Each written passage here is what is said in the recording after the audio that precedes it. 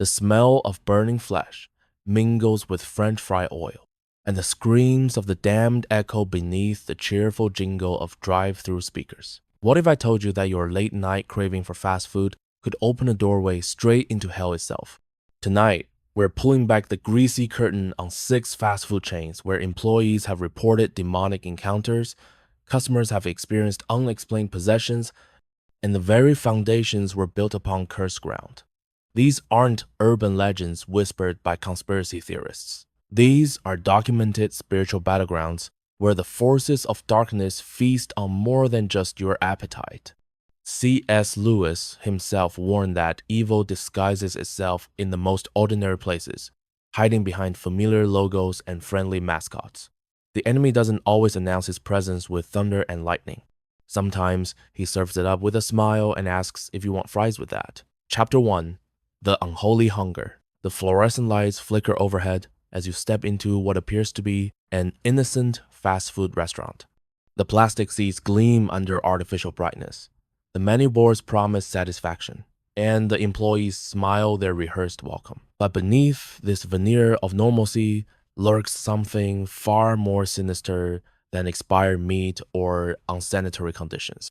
Fast food chains have become the modern temples of consumption, altars where millions gather daily to feed not just their bodies, but something deeper, something hungrier.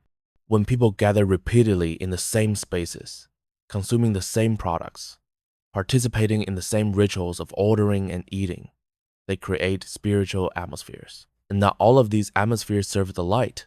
The enemy understands human patterns better than most humans do. He knows that routine creates comfort, comfort creates vulnerability, and vulnerability creates opportunity. That's why he doesn't target the obvious places, the locations where people expect spiritual warfare. Instead, he infiltrates the mundane, the everyday, the places where your guard is down because you're just trying to grab a quick meal. Consider the sheer volume of human emotion that passes through these establishments daily. Stressed parents arguing with tired children, overworked employees dealing with demanding customers, teenagers seeking escape from troubled homes, elderly people eating alone in silence. All of this emotional energy, this spiritual residue, accumulates like grease in an unwashed fryer. But there's something more deliberate at work in certain locations. Some fast food restaurants were built on ground that carries historical darkness. Former burial sites, locations of tragic accidents, land that was cursed by previous inhabitants. The corporations that choose these sites often do so because the land comes cheap, never questioning why the price is so low or why previous businesses failed repeatedly in the same spots. The spiritual realm operates by laws as real as gravity, and one of those laws is that evil seeks to establish strongholds in places where people regularly gather. When darkness takes root in a location, it begins to influence everything that happens there. The food tastes different, not because of new ingredients, but because it's being prepared in an atmosphere thick with spiritual oppression. Employees begin having nightmares about their workplace. They report feeling watched while closing alone, hearing footsteps in empty dining rooms, and experiencing unexplained cold spots near certain booths or tables. Management dismisses these concerns as stress or imagination, but the turnover rate speaks a different truth. Customers start having strange experiences too. They order their usual meal but find themselves filled with unexplained anger or sadness while eating. They leave feeling heavier than when they arrived, not just from the food, but from something that attached itself during their visit. Some report vivid nightmares hours after eating, dreams filled with dark figures and whispered threats. The most disturbing aspect is how these locations seem to draw people back, despite negative experiences. Customers find themselves craving not just the food, but the location itself, as if something is calling them to return. This isn't mere habit or convenience. It's spiritual magnetism, the pull of darkness seeking to establish deeper connections with willing participants.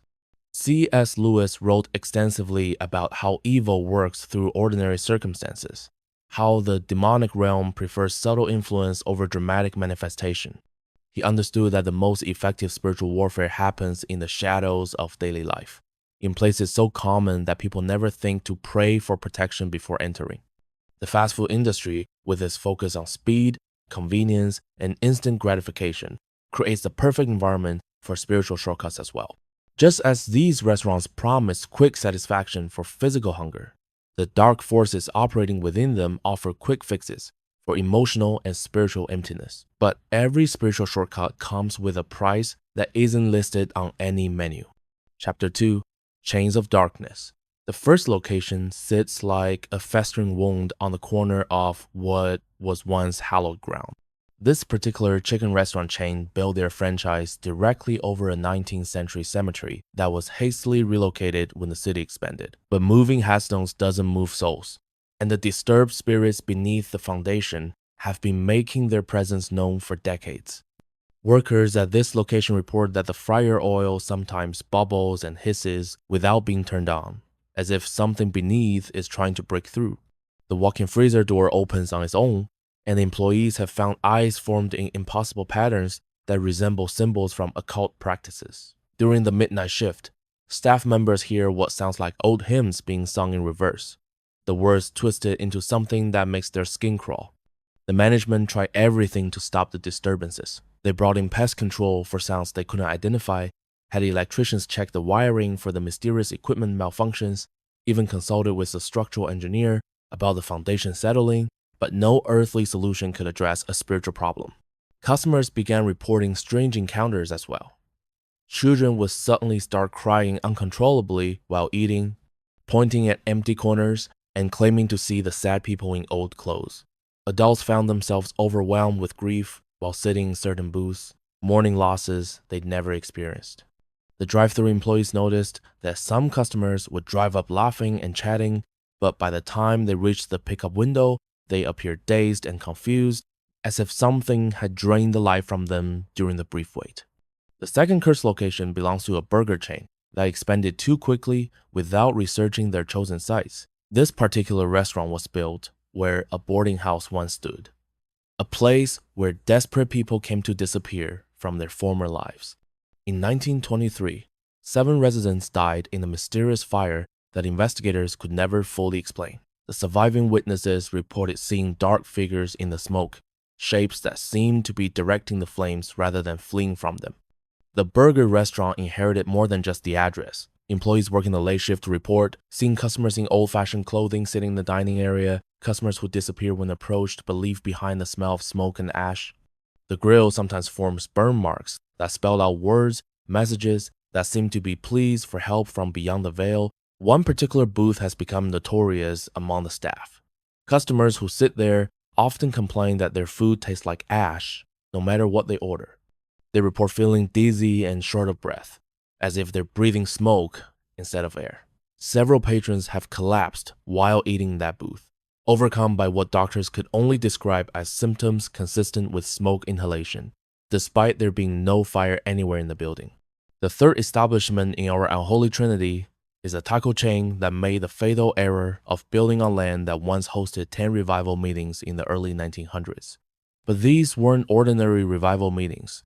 The preacher who led them was later exposed as a practitioner of dark arts, using his sermons to gather spiritual energy from his congregation and redirect it toward malevolent purposes. The ground beneath this restaurant is saturated with the residual energy of thousands of people who came seeking spiritual fulfillment, but instead fed their life force to something hungry and dark. The consequences manifest in ways that defy natural explanation.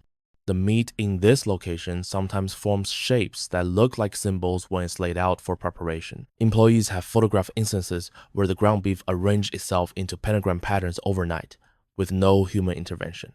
The sour cream dispensers occasionally produce red liquid instead of white, and no amount of cleaning or replacing equipment seems to prevent this disturbing phenomenon. Customers report feeling spiritually drained after eating here. They describe a sense of emptiness that goes far beyond physical fullness, as if something essential has been drawn out of them during the meal. Many find themselves unable to pray or feel connected to their faith for days after visiting, as if their spiritual sensitivity has been dampened or blocked. The dining area itself seems to amplify negative emotions. Arguments break out frequently among customers who enter the restaurant in good spirits. Families find themselves bickering over trivial matters. Friends become irritated with each other, and even strangers seem more prone to conflict while eating in this space. Each of these three locations shares common characteristics: unexplained equipment malfunctions, employee reports of paranormal activity, and customers who leave feeling worse than when they arrived. But they also share something more sinister, a pattern that suggests these incidents aren't random occurrences, but rather the result of deliberate spiritual infestation.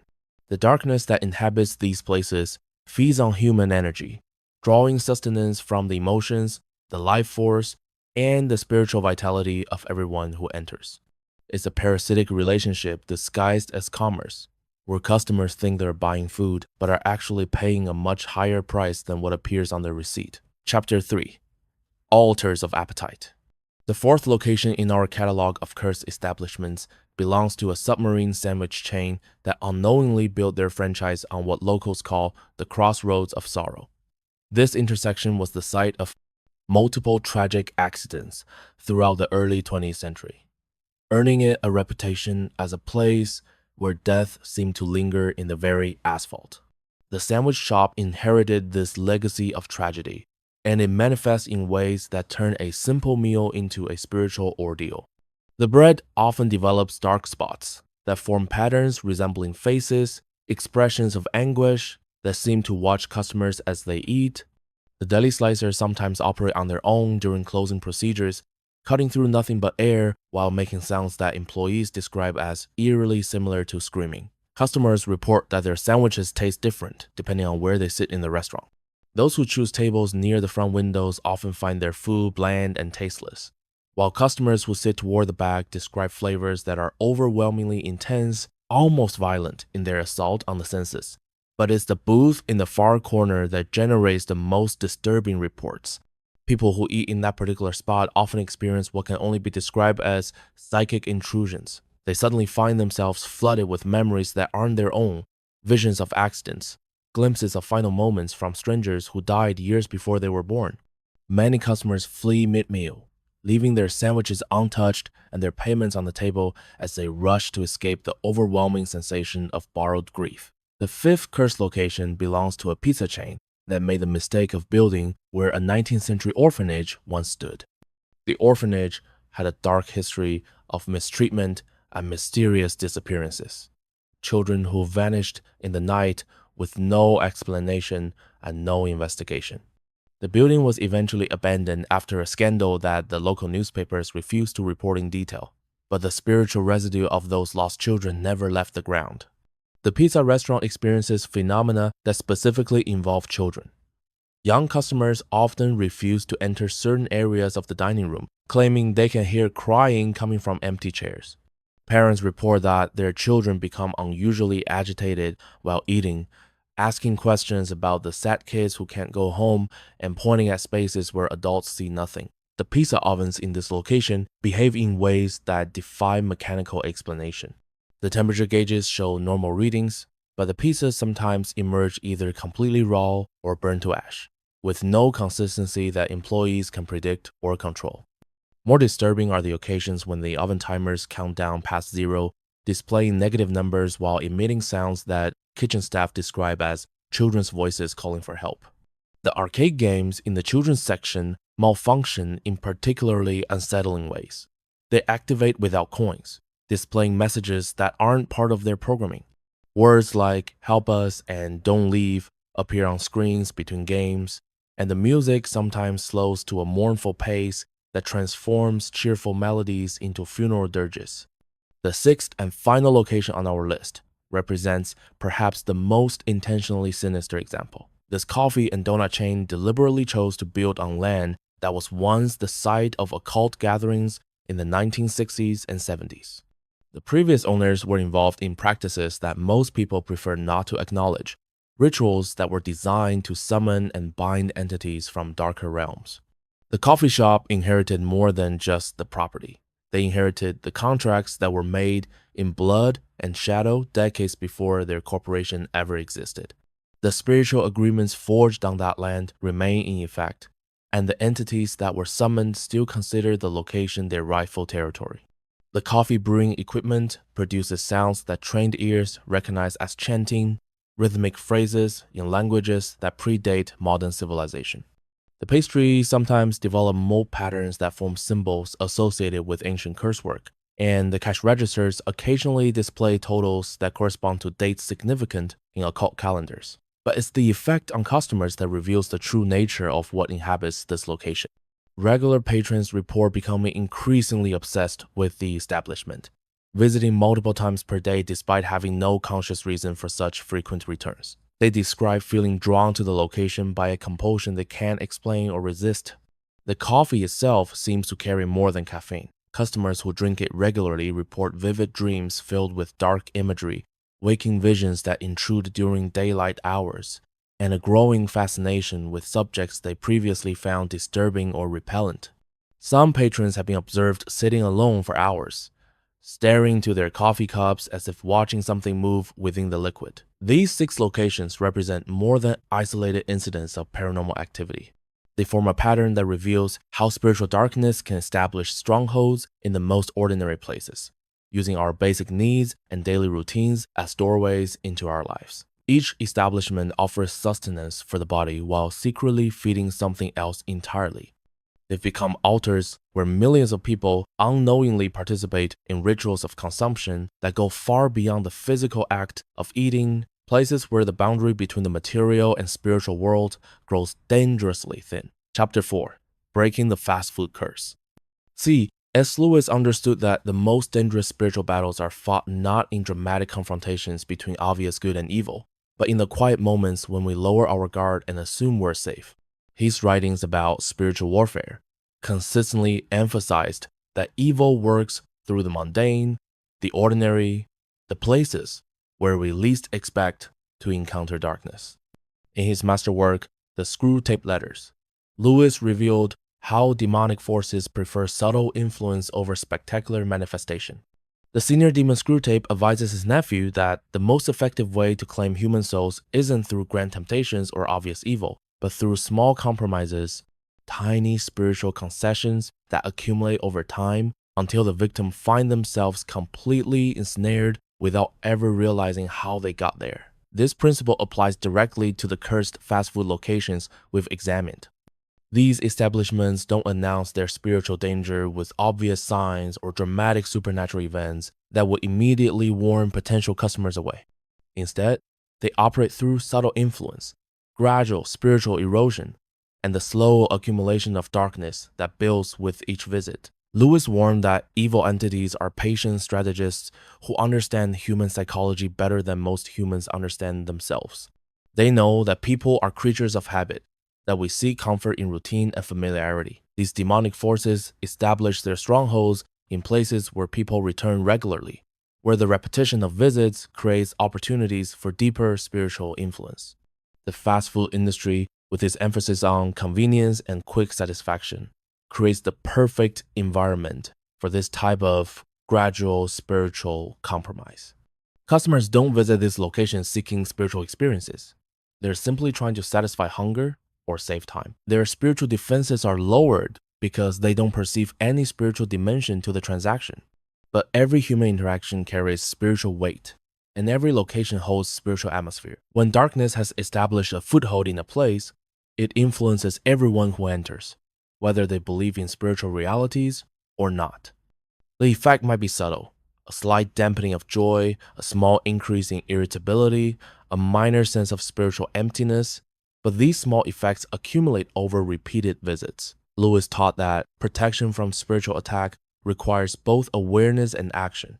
Awareness means recognizing that spiritual warfare is constant and that evil forces are always seeking new ways to gain influence in our lives. It means understanding that no location is spiritually neutral, that every place carries an atmosphere that will either support our spiritual well-being or undermine it. Action means making conscious choices about where we spend our time and energy. It means paying attention to how we feel in different locations and being willing to avoid places that consistently leave us feeling spiritually drained or emotionally disturbed. It means prioritizing our spiritual health over convenience or habit. For those who must visit fast food establishments, Lewis will recommend several protective practices. First, maintain spiritual awareness during your visit. Don't simply go through the motions of ordering and eating while your consciousness drifts elsewhere. Stay alert to your emotional and spiritual state throughout the experience. Second, pray before entering any establishment, asking for protection from negative influences and for wisdom to discern any spiritual dangers that might be present. This isn't paranoia or superstition, it's spiritual common sense. Just as you might check the weather before leaving home, checking the spiritual atmosphere before entering unfamiliar territory is a practical precaution. Third, limit your time in locations that consistently affect you negatively.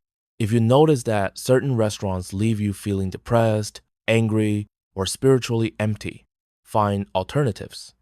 Your spiritual well-being is worth more than the convenience of a quick meal or the money you might save with promotional deals. Fourth, cleanse yourself spiritually after visiting places that feel spiritually heavy or oppressive. This might involve prayer, reading uplifting spiritual texts, listening to music that elevates your spirit, or simply spending time in nature or other environments that restore your sense of peace and connection to the divine. Lewis also emphasized the importance of community in spiritual warfare. Don't fight these battles alone. Share your experiences with trusted friends or spiritual advisors who can offer perspective and support. Sometimes we become so accustomed to spiritual oppression that we stop noticing its effects, and outside observers can help us recognize patterns we might miss on our own. The 6 cursed fast food locations we've examined represent just a small sample of the spiritual battlegrounds that exist in our everyday world.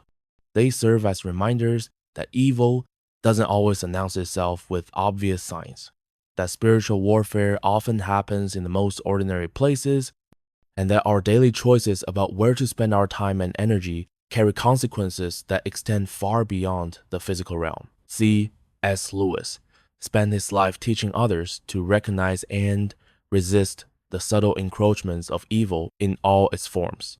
His message remains relevant today.